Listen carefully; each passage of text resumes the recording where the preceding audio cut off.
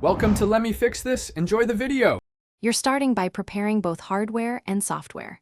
First, power your keyboard and connect it via USB or a Midi interface. This gives Garageband a direct input. Once connected, launch Garageband and choose a new software instrument track so the app maps instruments automatically. Make sure System Preferences Sound and Audio Midi setup show the device. This verifies OS-level recognition. Once done, save the project. This prevents losing device settings, and move to selecting the specific Now you assign a sound and fine-tune Midi routing. Select the instrument patch you want and check Track, show smart controls to adjust attack, release, and filter. This shapes why the sound responds the way it does. Next, set the Midi channel and transpose settings in track info so notes land in the right octave.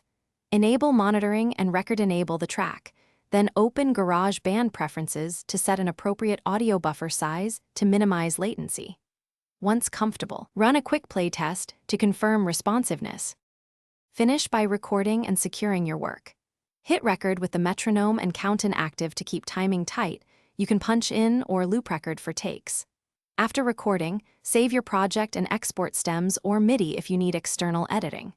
If you encounter no sound, first recheck cables and device power, then confirm the Midi channel, and that audio Midi setup lists the keyboard.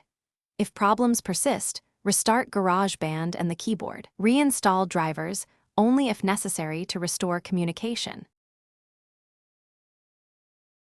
Thanks for watching. If you found this helpful, don't forget to like and subscribe.